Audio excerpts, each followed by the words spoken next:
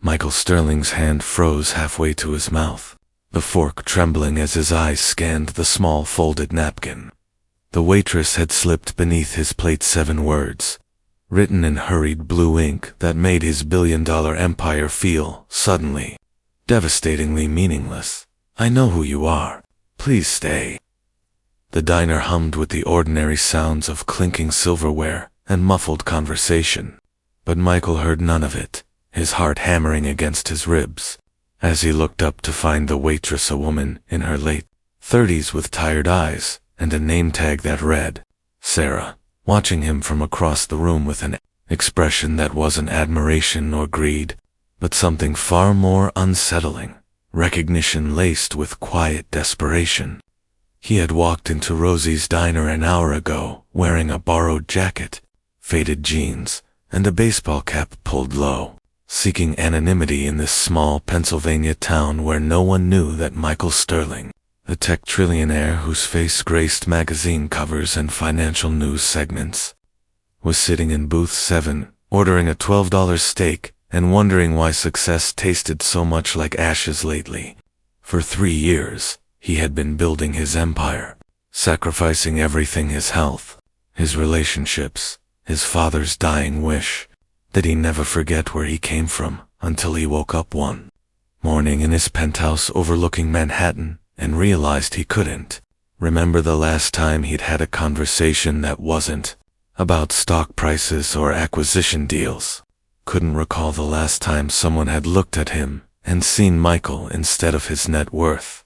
And the loneliness had become so crushing that he'd done something his security team called insane. He'd slipped away alone, driven 8 hours to a town he'd never visited, and walked into the first place that looked like it served real food to real people. Sarah approached his table now, her movements careful, and slid into the seat across from him without asking permission, her hands folded on the chipped formica surface. And up close he could see the exhaustion etched into her features, the kind that came from carrying weight far heavier than serving trays. "You don't remember me, do you?" she asked softly, and Michael studied her face, searching his memory through the fog of 1,000 business meetings and charity galas, coming up empty until she added, 23 years ago, Riverside Elementary. Pittsburgh, you were the new kid who got picked on for wearing the same shirt 3 days in a row, and I was the girl who shared her lunch with you every day for 2 months. The memory hit him like a physical blow, a cramped classroom, the smell of cafeteria pizza, and a girl with dark braids and a bright smile who had pushed half her sandwich across the table toward him without comment or pity. Day after day, when his father had been between jobs and pride, had kept young Michael from admitting he was hungry. "Sarah Chen," he breathed, and she smiled, though it didn't reach her eyes. "Sarah Martinez now," she corrected, "and before you ask, I'm not here to ask for money or sell my story to the press. I recognized you the moment you walked in, and I've been standing by that coffee pot for 45 minutes trying to decide if I should say something. Because the truth is, Mr. Sterling, I'm drowning, and I don't know who else to talk to." Michael leaned forward, the script of his carefully constructed disguise falling away. "Tell me everything," he said, and Sarah did. She told him about Jake, her 9-year-old son, brilliant and kind and diagnosed with a rare heart condition that required surgery their insurance only partially covered, about her husband David, a construction worker who'd been killed in an accident 2 years ago, leaving her with medical debt and a mortgage she could barely service, even working double shifts at the diner and weekend cleaning jobs, about the hospital letters that came with increasing urgency, the specialists who spoke in sympathetic tones about time-sensitive interventions and exploring all options, about nights spent at Jake's bedside, watching him sleep and wondering how to tell a 9-year-old that his mother couldn't save him, that love and determination weren't enough when the numbers simply didn't add up. "I wasn't going to tell you any of this," Sarah said, swiping at her eyes with her apron. "I saw you sitting here, and I remembered that scared kid who pretended he wasn't hungry, and I thought maybe you'd remember what it felt like to need help. to be invisible to people who could change everything with a snap of their fingers, but never even notice. You're their aunt. I know that's not fair. I know you don't owe me anything, but I had to try, because Jake drew me a picture yesterday of the two of us at his high school graduation, and I can't let that just be a dream. Michael felt something crack open in his chest, the careful walls he'd built around himself, crumbling. How much do you need? He asked, but Sarah shook her head. I didn't tell you this for money, she said firmly. I told you because 23 years ago, a girl shared her lunch with a stranger, and maybe I needed to remind both of us that kindness matters, even when everything else is falling apart. Michael sat back, his untouched steak growing cold, his mind spinning not with calculations, but with a memory he'd buried under years of ambition. His father, Anthony Sterling, sitting at their kitchen table late one night, explaining to 12-year-old Michael that being poor wasn't shameful, but forgetting your humanity in pursuit of wealth was unforgivable. The richest man I ever knew, his father had said, was a janitor who gave away half his paycheck every month to people who needed it. More, he died with nothing. In the bank and a church so full at his funeral. People stood in the street. Anthony Sterling had died 5 years ago, and Michael had been in Tokyo closing a deal, missing the funeral, sending flowers, and feeling nothing but a vague irritation at the interruption to his schedule, and the guilt of that moment had haunted him ever since. I'll take care of Jake's surgery, Michael said quietly. All of it, and the medical debt, and I'll set up a trust fund for his education, but only if you let me do something else first. Sarah looked wary. What? Let me work here, Michael said, the idea forming as he spoke.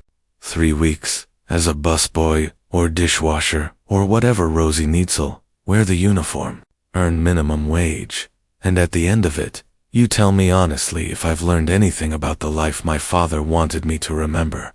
Sarah stared at him like he'd lost his mind. You're a trillionaire. You can't just... I can do whatever I want, Michael interrupted.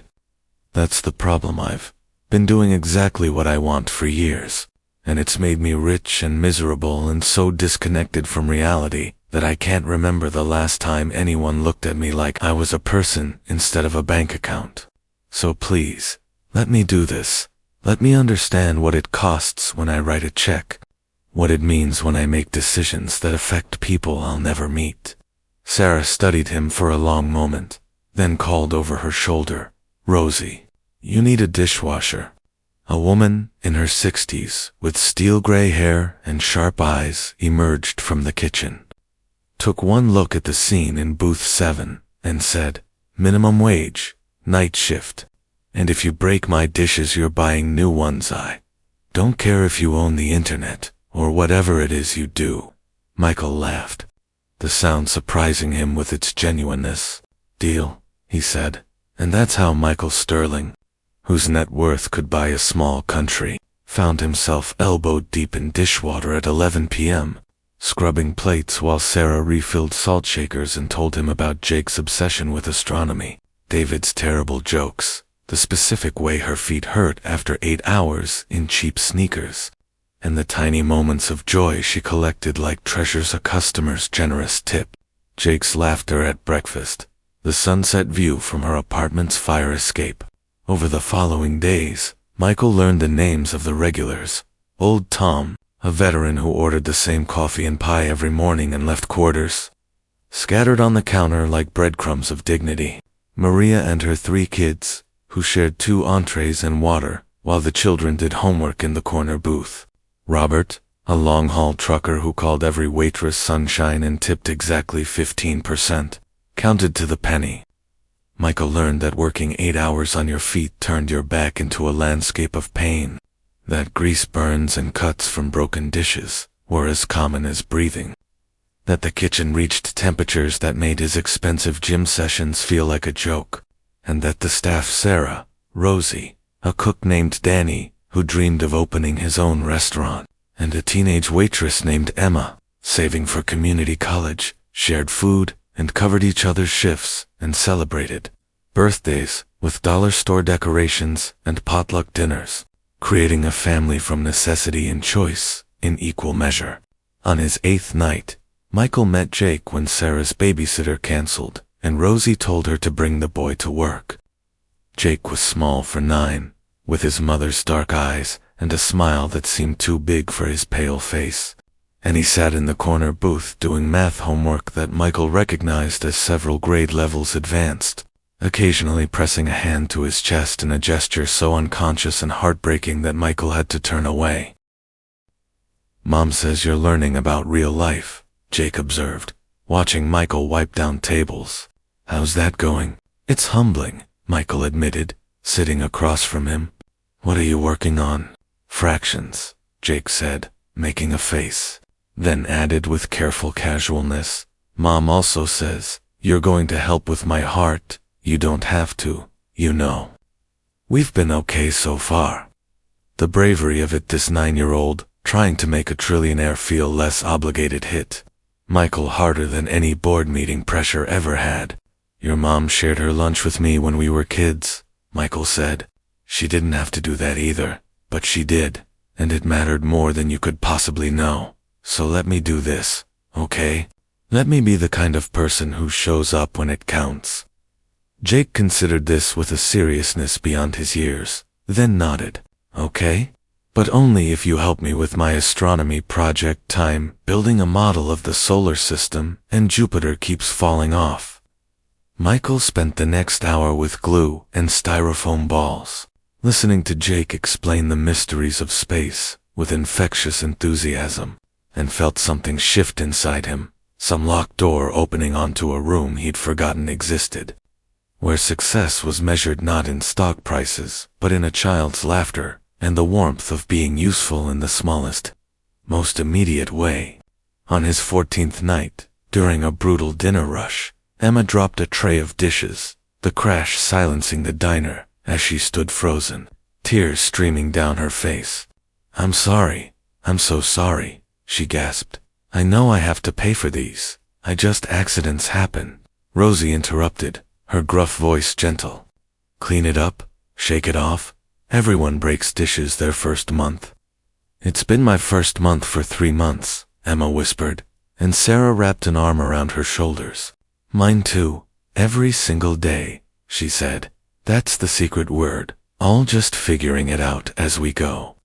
Michael swept up the broken ceramic, watching the staff rally around Emma with jokes and encouragement, and thought about his own company, the cutthroat culture where mistakes meant termination, where he'd personally signed off on firing a mid-level manager for a failed project, without ever learning the man's name or asking about his circumstances, and the shame of it settled in his stomach like lead.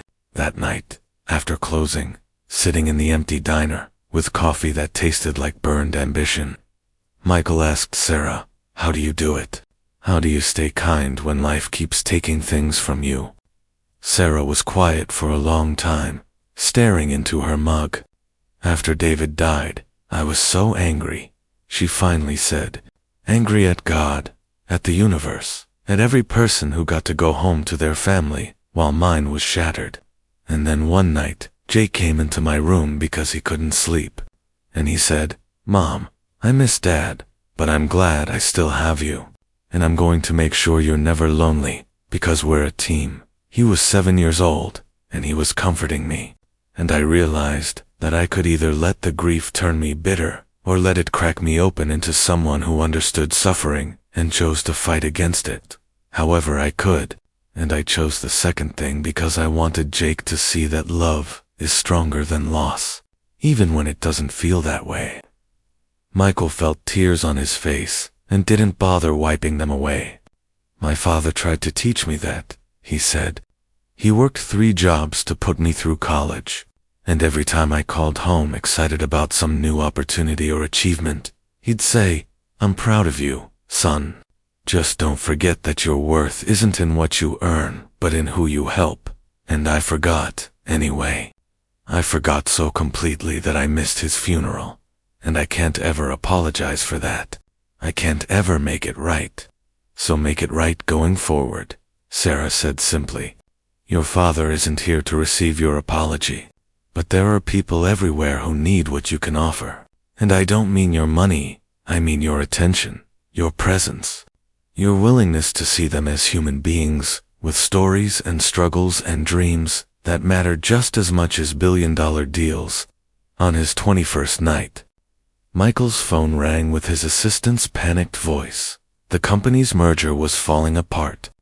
The board was in chaos. His presence was absolutely critical. And Michael listened to the familiar urgency and felt nothing. I'll handle it remotely, he said. Send me the files and tell the board I'm exactly where I need to be. He spent the next 3 hours in Rosie's back office, negotiating via video call while still wearing his dishwasher's apron.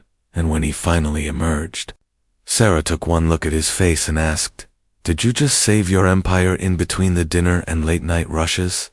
"I restructured the entire deal to include profit sharing for all employees, not just executives," Michael said, surprised by his own words. "And I realized I don't actually care if the board approves, because I'm the majority shareholder, and I'm tired of building wealth on the backs of people who can't afford their own children's medical care while I buy art I don't look at, and houses I don't visit." Rosie, overhearing, grunted approvingly.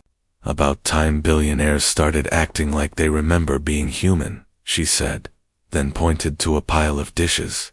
"Now get back to work. Your shift isn't over."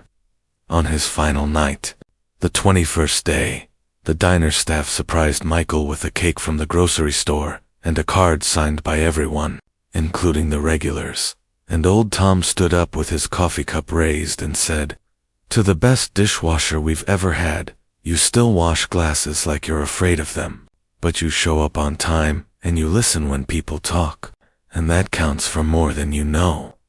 Michael tried to speak and couldn't, overwhelmed by the simple acceptance of people who knew him as the guy who covered Emma's shift when her car broke down, who brought Jake books about space, who learned to make Rosie's coffee exactly the way she liked it without being asked. And he understood finally what his father had meant. Wealth meant nothing without connection. Success was empty without service. And the truest measure of a life well lived was whether you made the world softer for the people you encountered. The next morning, Sarah brought Jake to the diner early, and Michael was there too, with papers his lawyer had drawn up overnight. Jake's surgery fully funded, Sarah's mortgage paid off, a college fund that would see Jake through any school he chose, and a foundation established in Anthony Sterling's name dedicated to covering medical expenses for families who fell through insurance gaps, staffed by people who understood that applications and eligibility requirements would be minimal because desperation shouldn't require paperwork. "There's one more thing," Michael said, pulling out a final document. "I'm offering you a position director of human experience at Sterling Tech. Your job would be to interview employees at every level, understand their struggles, and report directly to me with recommendations for policy changes.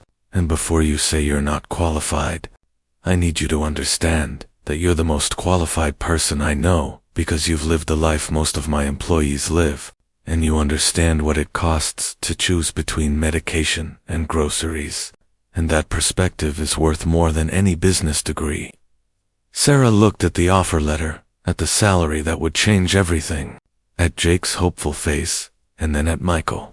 "I'll take it on one condition," she said. "You keep working 1 week a year at a different minimum wage job, restaurant, retail, warehouse, whatever, because this can't be a one-time thing where you feel good about yourself and then forget again." Michael laughed and nodded. "Deal. And I want you to hold me accountable, because I don't ever want to become the person who's too important to wash dishes, or too busy to know the names of the people who build what I design." Jake's surgery was scheduled for 2 weeks later, and Michael was there in the waiting room with Sarah, holding her hand through the longest 6 hours of her life.